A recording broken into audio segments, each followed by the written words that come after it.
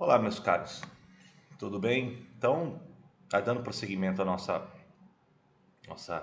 debate sobre reflexões sobre a história indiana, hoje eu trago para vocês uma belíssima escultura já talvez situada aí no período posterior da escola de Gandhara, que remete aos conceitos do budismo, trazendo elementos da arte helênica macedônica, que vai vindo do domínio do reino indo-grego chamado Bactria. E é interessantíssimo porque ele remete a questões representativas, figurativas da arte helênica com os conceitos do hinduísmo, né? Então eu vou mostrar mais um pouco isso mais adiante. Mas o que marca os primeiros séculos é a região noroeste da Índia, vai ser esse reino bactriano e os desdobramentos para o estabelecimento da arte budista, né, que depois vai ganhar as rotas norte, né, as rotas terrestres para o norte até chegar ao norte do Hindu Kush, do deserto da Taklamakan, região ocidental chinesa, e partes da região da Ásia Central. Também outras regiões da Índia, naturalmente, e também outras regiões além mar, né, o Sudeste Asiático e por assim vai. Então a gente vai tratar aqui mais ou menos um período dos últimos séculos antes de Cristo e o início da nossa era cristã, né? É mais ou menos esse período que a gente vai tratar.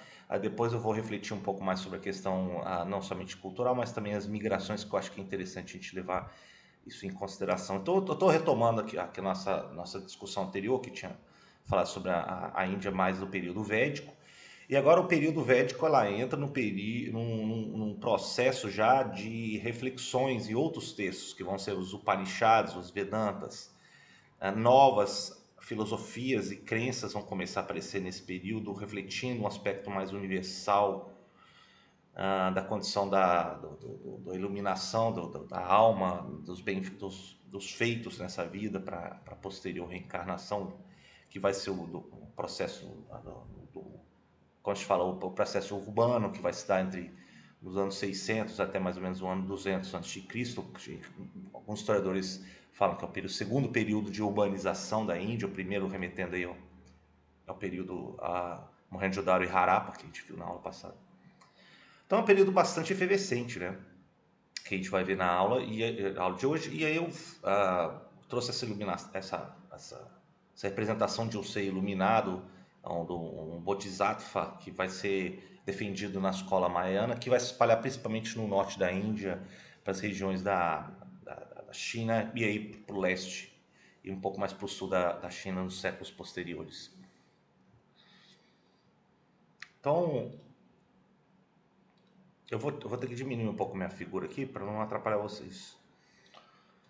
Então a gente tem um período védico posterior, né? E é interessante a gente refletir sobre isso, sobre a questão védica, dos Vedas, né? Porque os Vedas eles vão estabelecer são 4 livros e uma série de obras posteriores, como o Bhagavad Gita, que vai refletir sobre e também os épicos hindus, né? Que vão refletir sobre os conceitos que os Vedas apresentam, eles vão retrabalhar isso, né? Falamos na aula passada também a questão do Código de Manu nos primeiros séculos da nossa era, que vai tentar ordenar juridicamente a sociedade em cima dos escritos da tradição védica. Agora, a tradição védica ela vai apresentar uma escrita, o sânscrito védico, né, o mais antigo, que depois vai ser retomado, vai ser reelaborado numa escrita da sânscrita clássica, que vai permanecer a norma da escrita da língua falada por letrados, os brahmanes, né, os sacerdotes, e esses vão levar esses ensinamentos, né, essas normas para outras regiões. É importante a gente reter esse papel, porque daí que também as questões do hinduísmo vão para outras regiões da Índia e também além do subcontinente indiano. São esses sacerdotes, esses brahmanes que, munidos do sânscrito clássico, com conhecimento dos védicos e dos comentários dos textos posteriores, vão levar isso muito além da Índia. Concentrando no período védico posterior aqui no mapa, a gente percebe que, desde que a gente viu lá na aula anterior, daquelas as guerras relatadas no Mahabharata, por exemplo, que são as guerras Kurukshetra, você haverá uma série de estabelecimento de reinos depois aqui na planície a Gangética e Yamuna, né? Os Kurus, depois os Panchalas, os Kosalas vão se estabelecer, assim como outros mais em direção ao leste. Concentre-se nessa região aqui, principalmente em Magadha, né? Porque aqui vai começar a surgir um dos reinos mais poderosos já nos últimos séculos antes de Cristo. Então é um deslocamento gradativo do que vinha antigamente, do que existia o rio Sarasvati, que por algum motivo secou, né, deixou de existir, e houve um deslocamento das fontes para a Baía de Bengala, e o deslocamento desses povos, reinos no norte da Índia, nesse período de 1100 a 500, gradativamente ocupando a planície do Ganges e Yamuna, né? Isso é importante, porque é um elemento de deslocamento leste em torno de vastas planícies, as planícies que se observa hoje no estado de Uttar Pradesh, a Bihar e também na região de Bengala, altamente povoados, né? Eles começam a surgir vários reinos, grandes cidades. Você tem relatos de um representante do reino indo-bactriano depois, Megasthenes, que ele fala, olha, eu vi cidades que nós nem podemos contar quantas foram, nem o número da sua população. Então ele fica extasiado já com a quantidade de gente, e isso denota naturalmente a fertilidade da agricultura, né, do arroz, de outros comidas base, a sustentar essa população, e também do cultivo do gado, que gradativamente começa a girar em torno a vida do gado, e não mais aqueles ares nômades que era o cultivo do cavalo, como os arianos anteriormente faziam. E a gente tem aí também a entrada de outros animais presentes no imaginário. Então você tem já no reino de Kuchan, que a gente vai ver no final, eu vi um dia desses uma raríssima imagem de uma estátua de Ganesha, ou Ganesh, aquele filho de Shiva com Parvati, que tem uma cabeça de um elefante, que representa a questão da fortuna, da boa sorte, da prosperidade e também da inteligência. Ele representa também isso. E é uma estátua de Ganesha do período do reino de Kushan, ou Kushana, já nos primeiros séculos de nossa era. Então é um deslocamento das divindades, do que antes eram os arianos em torno do fogo, da guerra, da tempestade, né, do Agni, da Indra, gradativamente para outros deuses, né? Deuses mais assim da ordem da sociedade, Ganesha com relação à questão da atividade urbana, do cultivo das letras e também até do comércio, em detrimento de figuras que remetiam à vida nômade dos arianos. Então é um deslocamento gradativo, refletindo o meio de vida que estava se assentando nesses grandes reinos, grandes cidades na planície gangética, nos últimos séculos aí, antes de nossa era. Então é muito interessante a gente primeiro observarmos isso. Por volta de 600 a.C., a gente tem aí uma série de reinos, né, que poderia ser uma tradução dessa, ou entidades políticas de clãs organizados, que seriam os Mahajapanadas. Os Mahajapanadas é um conceito em que existia uma lealdade em torno de uma autoridade central, em que haveria lealdades clânicas de famílias que estenderiam essas lealdades em torno desse regente, né? Isso poderia tomar uma forma de um reino, ou também poderia ser uma forma de conselhos de anciãos, né? Então não há um conceito fechado aqui do Ocidente para remeter o que era uma Rajyapanada, né? Mas o fato é que nessa época começa a surgir, 600 a.C., a literatura nos aponta que haverá 16 grandes Madhyapanadas por volta de 600 a.C. É um período que a gente ainda está... também é quando é relatado os feitos do Mahabharata e também do Ramayana, né? É o período em que, primeiro, mostra-se o passado bélico, das disputas, da honra bélica, em torno da supremacia de uma clã em cima de outra, né? Como o Mahabharata muito bem traduz, como também expressa o Ramayana, que já são os conceitos, eu falei isso na aula passada, sobre os deveres, a lealdade do Rama, que ele se vê destituído do poder e ele tem que ir atrás da esposa dele, a Sita, no reino de Lanka. Depois ele volta isso para apresentar um exemplo de conduta moral humana para quem for entrar em contato com as linhas do épico Ramayana. A gente tem aqui, por exemplo, ao longo do Ganges e Yamuna, alguns grandes reinos, os Koshalas, o Magadha, que vai acabar se sobrepondo, dos Kurus, né? Hoje na região de Haryana, dos mais antigos, próximos do que era do rio Indo, no período anterior, né, que a gente viu. Então esses aqui eles começam a se estabelecer. Agora, todos eles vão acabar florescendo, assim como Megasthenes já tinha relatado isso, séculos depois. Né? Mas Magadha ela começa a se sobrepor à capital Pataliputra, hoje a Patna, na região de Bihar.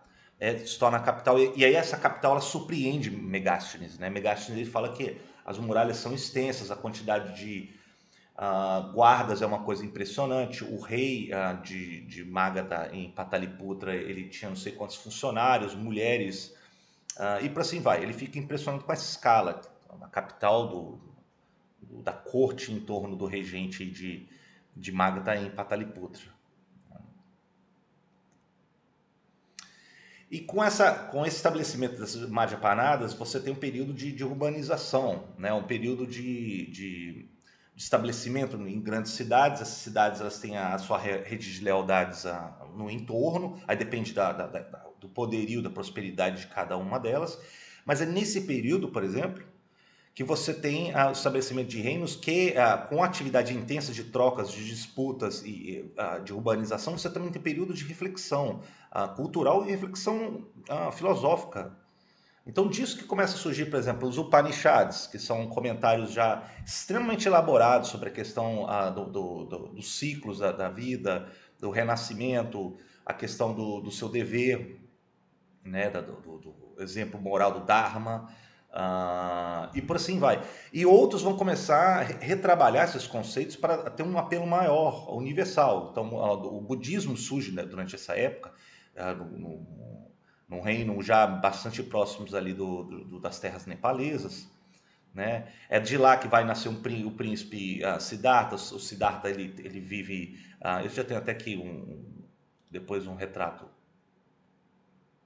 Já é sobre Siddhartha, no caso aí, dos primeiros séculos antes de Cristo, em que ainda era no período anicomista. O que é anicomista? Na verdade, ele remete a algo que não é representativo, mas ele tenta traduzir a essência, mas não de maneira figurativa da pessoa, e sim do que simboliza ela.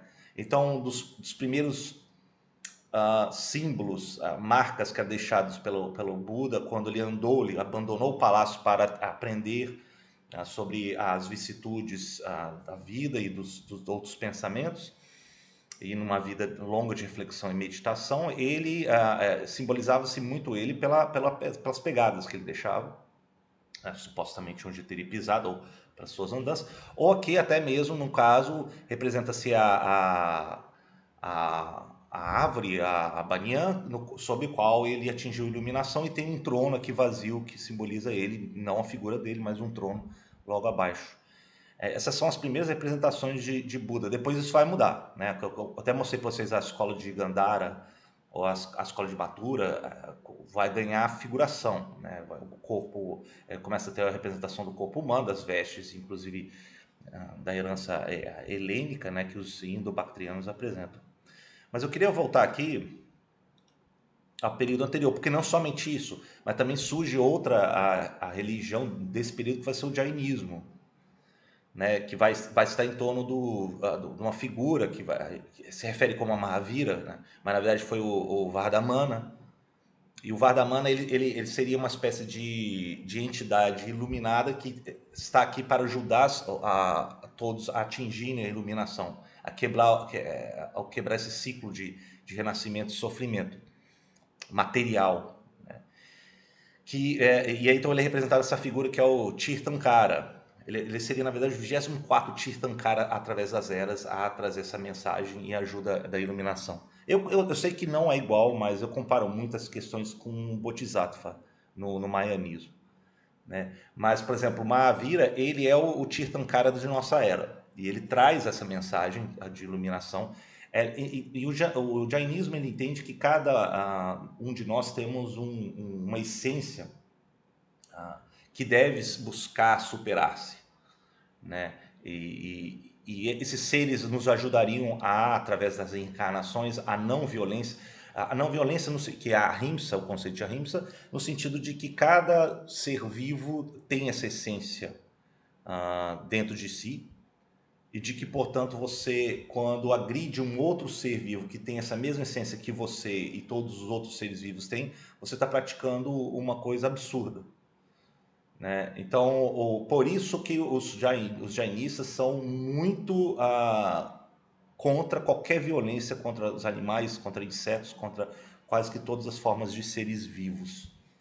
E não é à toa que dali vem muitos, e até hoje você observa isso na Índia, grandes comunidades jainistas, muitos deles vão para o comércio. Porque se fosse para a guerra, obviamente não poderia nem criar gado, nem o camponês que cuidaria de alimentos e poderia matar alguns animais nesse processo.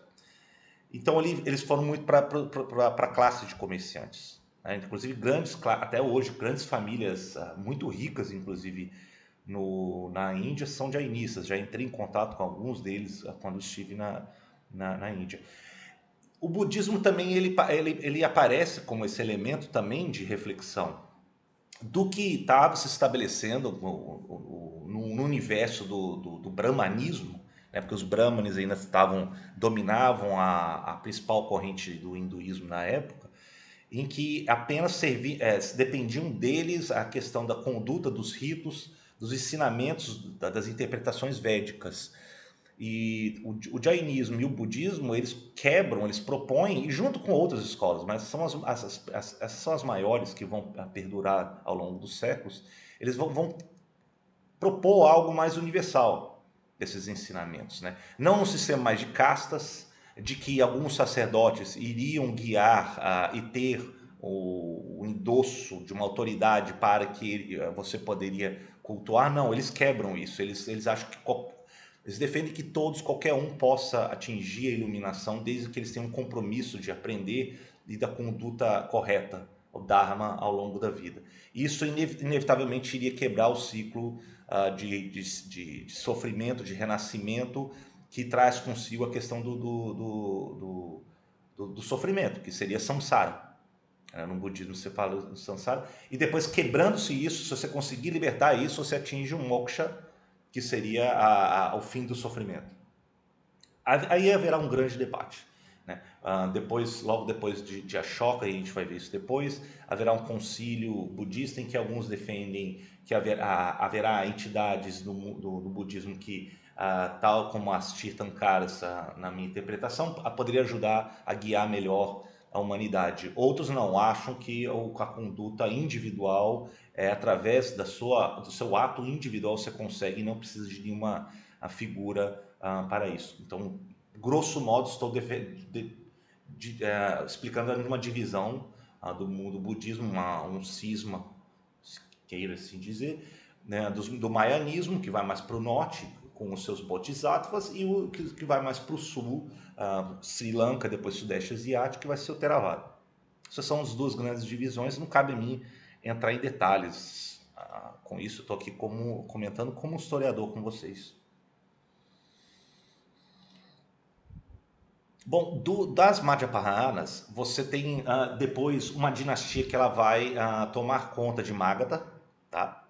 E de Magadha, por ela ser mais rica, ela começa a se tornar muito mais poderosa e ela começa a dominar todas as outras Madhyapanadas a partir do século IV, 3 a.C., né? E não somente isso, ele estende toda a sua dominação nas extensões do Ganges e Yamuna, chega já nas proximidades do delta do Ganges,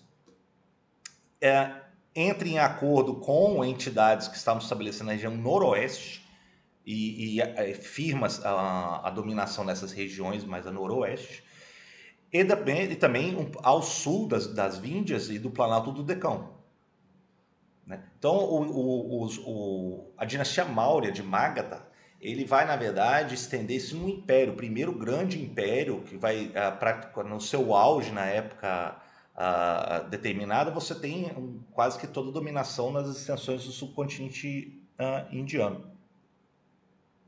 E o seu auge vai estar com Chandragupta dos Mauryas.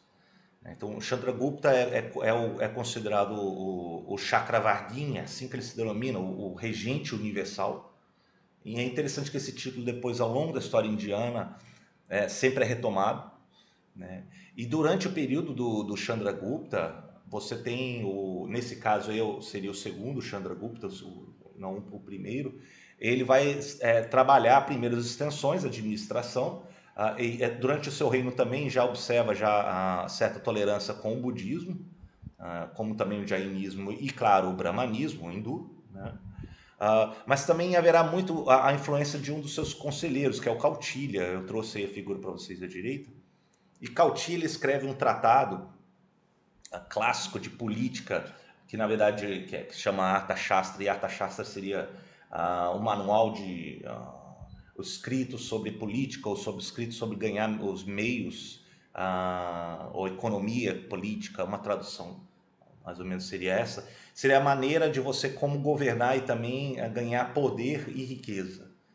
É mais ou menos como as primeiras manifestações durante a época de Kautilya, então a gente está remetendo ainda a alguns séculos antes de Cristo, por um período já quase como manual para o que depois, até na literatura medieval europeia, vai ser considerado aquele gênero do espelho para os príncipes, né? Que depois, a obra mais conhecida que a gente vai conhecer aqui no Ocidente vai ser já do florentino Nicolau Maquiavel. Então, Kautilya, ele antecede muito isso. Ele pensa na arte extremamente pragmática de governar e de se tornar poderoso. Então, existem conselhos que me lembro de cabeça aqui, do Arthashastra, que ele fala, olha, se você tiver que guerrear, evite e negocie com os poderosos, mas com os fracos, bata neles primeiro. Né? Eles são fracos e é assim que você vai ganhar mais poder, em cima dos fracos. Então, a questão da moralidade aí, ela é muito mais voltada ao pragmatismo político. Né? Se existe, por exemplo, na corte, você desconfia de um dos seus conselheiros e queira eliminar ele, envenene a comida que ele te entrega e faça ele comer. E se ele for envenenado, você fala, olha, ele tentou me envenenar. E por assim vai. Né? Aumente os impostos em cima, sempre que possível, em cima de comerciantes e os camponeses. Como? Aí ele fala, ele até de maneira até bastante interessante, ele fala, ache uma árvore ou alguma coisa dentro do seu reino e fale que aquilo é sagrado, porque muitos vão para lá e vão ter que pagar um pedágio, uma taxa para ficar nesse local sagrado. Então, são conselhos muito pragmáticos, né, que o Kautilya traz, talvez seja um dos primeiros pensadores políticos, estrategistas do mundo, né? Estamos remetendo isso antes de Cristo. Ele propõe uma coisa também muito interessante que me está vindo à mente aqui, que é na constituição desse império dos Mauryas, que é o conceito do Raja Mandala.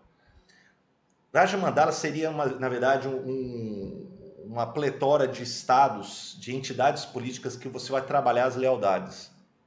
Essas entidades, os Rajas, elas deveriam ser trabalhadas no sentido de que aquelas que são mais próximas ao seu centro, ao seu capital, onde você julga ser mais estratégico, ali você trabalha muito mais ao redor, as proximidades, as lealdades. Você mantém isso mais próximo. O que tiver mais longínquo, você também trabalha, embora não com tanto afinco. Então, ele na verdade vai dar uma estrutura de lealdades que vai caracterizar muito depois outras hegemonias e entidades ao longo da história indiana, de você proteger as proximidades e as questões mais longínquas você deixa um pouco mais de autonomia às lideranças locais. Então, é muito interessante. O Arthashastra é um primeiro grande tratado na história indiana que eu fiz questão de trazer aqui para vocês. Né? Agora, o outro vai ser o Ashoka, né? O Ashoka que vai reinar já a partir de 268 até 232 a.C. Ele também vai promover várias guerras nas fronteiras da dinastia Maurya, aí, desse império que estava crescendo. E ele fica famoso primeiro pelos seus éditos, as colunas que está inclusive primeiro com o símbolo do leão e também da roda chakra, que hoje até consta na bandeira indiana. E esses éditos, essas colunas, elas estão espalhadas em várias regiões na Índia, né? Essa parte aqui os quadrados preto ou de triângulo são grandes estruturas que se encontram até hoje. Algumas não tão bem preservadas, outras magnificamente preservadas, né? Isso tudo vem da época de Ashoka. Então o Ashoka ele se torna praticamente o primeiro grande regente. Você vê, chega até nas proximidades do Hindu Kush, até em Gandhar, né? Além de bastante no sul, né? Além do Planalto Judecão. E durante o período de Ashoka, aí as crônicas budistas vão remeter a isso, né? Em que ele eventualmente ele vai guerrear contra um reino em Kalinga, que seria aqui na região de Orissa, né? E é uma guerra que vai custar milhares de vidas humanas. E diz que depois disso Ashoka ele se arrepende e se converte ao budismo, né? E essa conversão ao budismo é um momento muito interessante na história indiana, porque tradicionalmente isso, isso de maneira misturada depois vai carregar, vai estar presente ao longo da história indiana. Mas a conversão dele ao budismo significa que, primeiro, ele vai dar um endosso ao budismo nas escolas, e começam a ter grandes escolas de universidades, a Taxila, a Nalanda, né, que são inclusive consideradas talvez as primeiras universidades do mundo, que são os centros onde os monges, os sábios budistas poderiam discutir, estudar com seus estudantes, com outros estudiosos, e por assim vai, e compilação dos textos, né, durante esse período, os ensinamentos, reflexões de Buda. E é dali que começa a ter uma projeção dos monges budistas para as várias regiões, não somente da Índia, como também muito além da Índia, né? Então não são somente brahmanes, que a gente vai ver isso no último slide, não são somente os brahmanes que vão pelas rotas terrestres e as rotas marítimas, como também depois os monges budistas. Um deles, de acordo com as crônicas budistas, o próprio filho de Ashoka vai ser o Mahinda. E o Mahinda, diz a tradição, ele foi atender um pedido de um regente lá na ilha de Sri Lanka, no sul da Índia, né, para trazer aí alguns sábios, e o Mahinda vai para lá, enviado para Ashoka, e ele converte então o regente singalês para o budismo, e ele começa uma larga tradição. Diz a tradição, e eu fui até no templo em Kandy, lá no Sri Lanka, de que Mahinda, quando ele sai ali da região de Pataliputra, da região norte, e ele chega depois na ilha de Sri Lanka, ele traz um dente sagrado do Buda. E isso até hoje se encontra hoje em Kandy, talvez uma das relíquias mais sagradas do Sri Lanka e do budismo. Mas o fato é que o Ashoka ele se converte em uma grande projeção, não somente da sua autoridade nessas colunas, como também a questão do seu envolvimento com o budismo. A literatura, até a literatura jainista fala que no final da vida dele mesmo ele se converte ao jainismo depois. E aí ele realiza o que é considerado supremo, embora bastante polêmico, que é a maneira de você atingir a maior iluminação, o seu mal feito em vida seria você jejuar até a morte, e aí você chega a morrer. Uma maneira talvez a mais honrosa para os jainistas nos dias de hoje, ou nas gerações passadas, pelo menos assim, era praticar. Enfim, são fatos que eu acho que são curiosos. E eu acho que esse período do Ashoka é um período marcante. Depois da queda dessa dinastia dos Mauryas, vai haver novas migrações, claro, vai haver uma fragmentação da hegemonia Maurya, e isso abre espaço para a entrada de outros povos.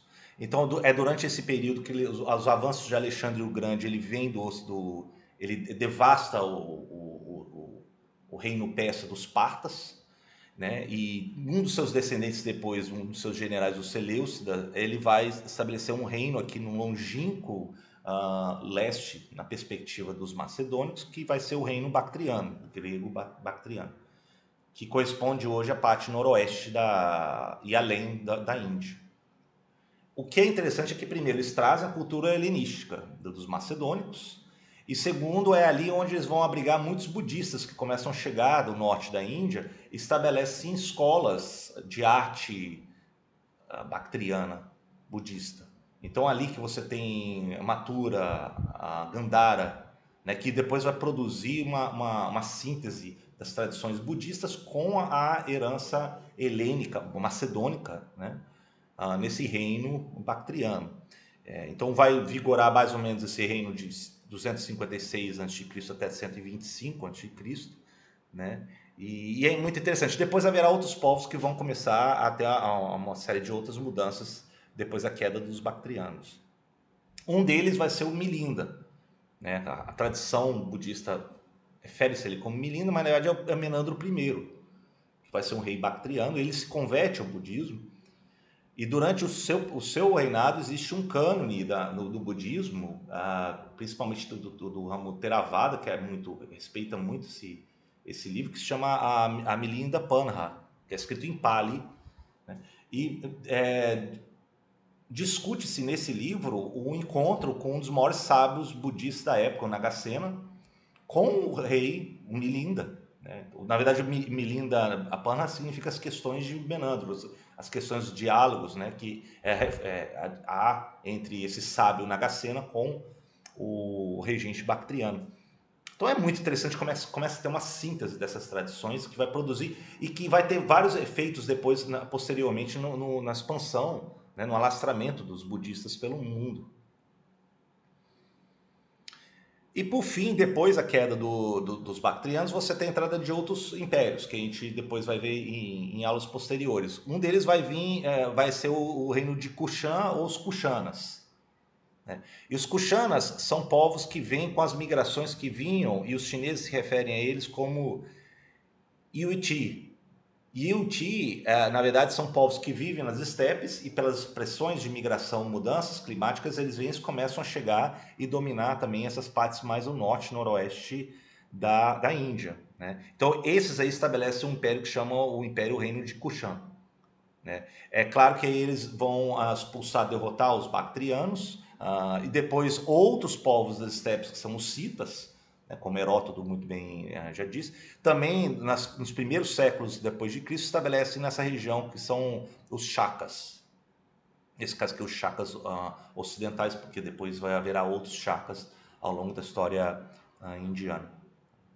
Então esse é o quadro já que veremos basicamente como a Índia se encontra nos primeiros séculos depois de Cristo, né? É um período já de urbanização, de florescimento de arte, de filosofia diversificada e de outros povos que começam a vir, uns suplantando ou deslocando outros no norte indiano.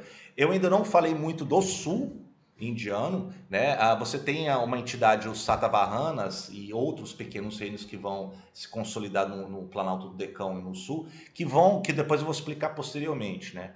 O fato é que pela geografia indiana a gente observa que essa região das Víndias e depois o Planalto do Decão, ele separa mais ou menos a Índia, uma parte norte dessa vasta planície gangética, ou Yamuna, regiões do Indo, com o Indo-Kush, e o sul, que vai ser muito mais dependente da maioria dos rios que vão fluir do sentido oeste-leste, né? E é mais isolado, mas também mais aberto com os oceanos, o Oceano Índico e as rotas marítimas, né? Então é esse quadro que eu gostaria de terminar com vocês. Antes disso, eu gostaria primeiro de mostrar um outro exemplo lindo da arte de Gandhara, né, do reino indo-bactriano. Percebam vocês o seguinte: as características figurativas já têm uma naturalidade explícita da representação, né? Segundo, até mesmo os penteados já são diferentes, né? Talvez uma herança helênica junto com questões locais. E reparem na roupa, na túnica, né? Cuja a textura, as dobras, elas remetem às esculturas helênicas. Então, a síntese da arte helênica com o que estava sendo produzido em Mathura e em Gandhara é algo que vai depois marcar profundamente a arte budista, quando ela vai para as outras regiões além do reino bactriano. Tá? E, por último, eu gostaria de mostrar esse mapa. Esse mapa é interessante porque ele mostra como que o hinduísmo e depois, principalmente o budismo, ele vai se alastrar muito além das regiões tibetanas, indianas, perdão. Em que, por exemplo, aqui na região, no caso do budismo, né, você tem a região de Nalanda, o grande centro de ensino, a região de Bodh Gaya, que é onde Buda atingiu a iluminação, a região de Pataliputra, que é a capital que era dos Mauryas. É a partir daqui que começam a vir as primeiras vertentes de deslocamento, por exemplo, de budistas. Nesse caso, do budismo. Então, são essas setas mais escuras. Uma em direção a Mathura e Gandhara, que depois vai ganhar o patrocínio dos bactrianos. Outras vai vir mais em região ao Santi. Santi, que é onde tem a arquitetura, as estupas mais antigas do budismo. E de lá começa a aparecer no segundo século a.C., nas cavernas de Adjanta e Ellora, né, que é um complexo de cavernas, de esculturas, algo que é um tesouro da arquitetura budista, do hinduísmo e do jainismo na região de Maharashtra. Tá? E também uma vertente sul, que depois, via ela, vai começar a ter a migração, deslocamento marítimo para a ilha de Sri Lanka e dali para a costa do Sudeste Asiático. Essa parte mais verde para o sul e Sudeste Asiático é o que vai, e aí no Sudeste Asiático, chegando do século VII ao século X, vai ser o budismo do Theravada. Essa daqui mais vermelha para o norte dos bactrianos e aí as regiões ocidentais chinesas, até a capital Chang'an e depois para a Coreia e para o Japão e regiões mais ao sul da China, vai ser o ramo do Mahayanismo. E a Theravada, tanto o Theravada quanto o Mahayanismo, ele também começa a pegar algumas partes do Sudeste Asiático. A primeira leva que predomina vai ser a Theravada. Então, o budismo Theravada hoje na Birmânia, Myanmar, é bastante evidente, também em regiões da Tailândia, isso é muito evidente até os dias de hoje. Quando eles chegam na região do Império Khmer, no século X e XII, você tem, ora, um período do Theravada posterior, mas anteriormente a primeira leva que chega é o budismo Mahayana. Quando a gente vê aquelas... Eu vou até tentar buscar aqui. Quando a gente vê, por exemplo, aqueles rostos em Bayon... Vamos ver se eu acho uma imagem aqui para vocês. Pronto, tá aí.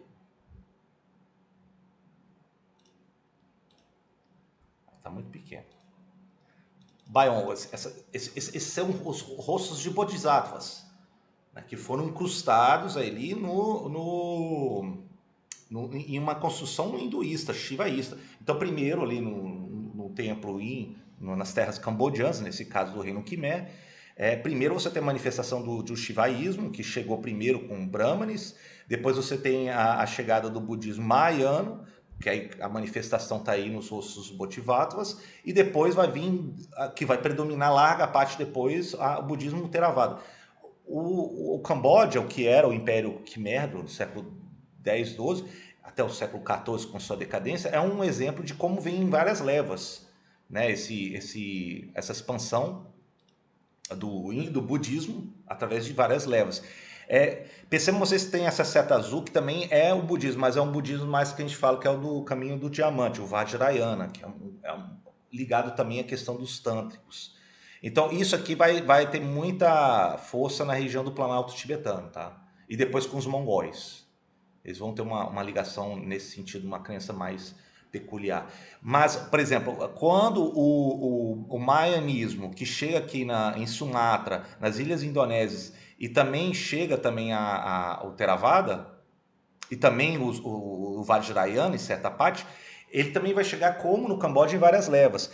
O caso, por exemplo, de Java e de Bali é muito interessante, Porque Java, as manifestações da região central mais antigas, ou que é mais espetacular, que é o templo de Borobudur, ele é praticamente uma montanha toda esculpida em forma de uma mandala, e uma mandala que remete ao budismo mahayano. Perto dali em Prambanan, você tem um grandioso complexo de templos na região central de Java, que é um templo hindu, ah, um templo shivaísta. Então o hinduísmo chega, também o budismo também chega, ele vai convertendo os regentes locais. Um deles que chega e depois vão começar, e até hoje predomina em boa parte, é a ilha de Bali. Bali hoje, você teve o estabelecimento de famílias regentes que chegaram do reino em decadência de Java, o Madhyapahi, foram para Bali, e hoje a Bali tem uma cultura hindu bastante marcante. E para complexificar ainda mais, depois com o tempo vai haver navegadores do século 12, 14 em diante, que vão ser muçulmanos que chegam e aí eles começam a converter boa parte dessa região de portos da região do Sudeste Asiático. Né? Da Indonésia, da Malásia, isso é bastante evidente, e não é à toa que Java hoje é predominantemente muçulmano. Enfim, eu queria fechar com esse mapa para entendermos como que a da Índia ela tem um deslocamento, ela projeta sacerdotes, monges, através de brahmanes, né? São os brahmanes que levam a questão das escrituras, do conhecimento védico, para, por exemplo, no caso do reino Khmer, que é um bom exemplo. Os primeiros regentes Khmer, eles se convertem aí ao hinduísmo, seguindo os preceitos dos brahmanes, porque eles enxergam vantagem em ter contatos internacionais maiores, ou seja, aumenta-se o poderio. E essa é uma característica também na Indonésia, que são primeiros regentes que se convertem, né, para depois começar gradativamente a trickle down, você começa a chegar na população em geral. Por que se observa isso? Primeiro porque é justamente como em Khmer, e também em Java, você percebe que são as grandes construções reais que manifestam já o que está escrito no conhecimento sânscrito ou conhecimento védico. Então só poderia ser brahmanes que poderiam trazer isso. Não poderiam ser comerciantes. Comerciantes não teriam tanto conhecimento disso. Segundo, que a elite que é a primeira que se converte, porque é ali que se manifesta mais cedo essa conversão. Né? Do budismo também. Do budismo vai chegar também uma nova leva, e aí vou ter a conversão. O reino de Srivijaya, por exemplo, hoje em Sumatra, no distrito de Malacca, também já nos primeiros séculos depois de Cristo tinha se convertido ao budismo.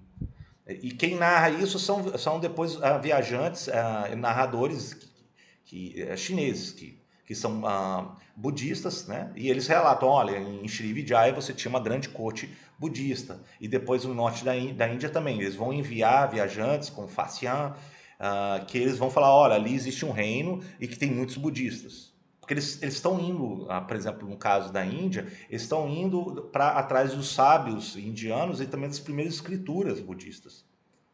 Né? Então, o que é interessante é que os chineses eles trazem, eles relatam isso, escrevem.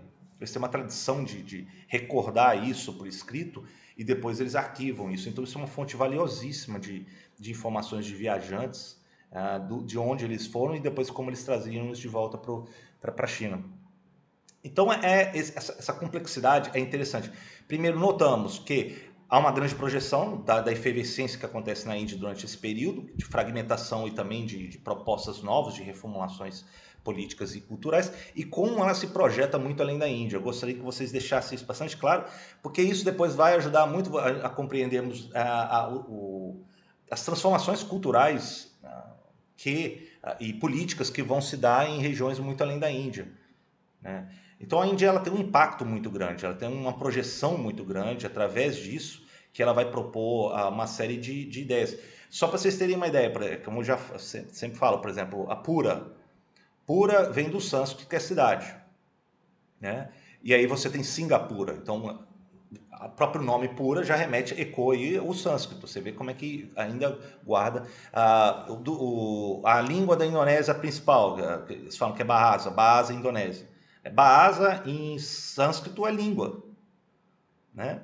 Então, todos esses conceitos, eles ecoam a projeção como o sânscrito, ele vai muito além das terras indianas, e isso vai perdurando, claro, se adaptando às condições locais, religiosidades locais, cada um vai se adaptando de uma maneira ou de outra, mas levam consigo isso, né? Quando vocês forem, por exemplo, na Tailândia, como eu já sempre falo, se você for no Palácio Real em Bangkok, você tem ali o retrato no Palácio Real de cenas do Ramayana, mas não é o Ramayana, ele é adaptado à literatura, à cultura tailandesa, da época de Sião, que eles chamam de Hamakien, né, que tem uma proeminência maior de Hanuman, dos aliados de Rama e por assim vai. Então é muito interessante a gente observar para que isso vai ser o estabelecimento depois de uma cultura muito mais projetada, muito além das regiões indianas. Então acho que eu vou parar por aqui. A próxima aula a gente vai tratar das Satavahanas, de reinos um pouco mais ao sul, e depois veremos sobre o Império, né, dos Guptas e em diante. Já estamos entrando nos primeiros séculos depois de Cristo na história indiana, tá bom? Se caso vocês queiram acompanhar o canal, eu recomendo também vocês acompanharem o meu livro, né, História da Índia, que eu falei isso na primeira aula, em que eu estou me baseando nas leituras, nas minhas observações. E a História da Índia também está dentro do meu livro maior, que chama História da Ásia, que eu peguei na integralidade tudo e fui botando todas as sessões correspondentes no livro História da Ásia. Então, para vocês acompanharem melhor, leiam os meus livros, né? Obrigado.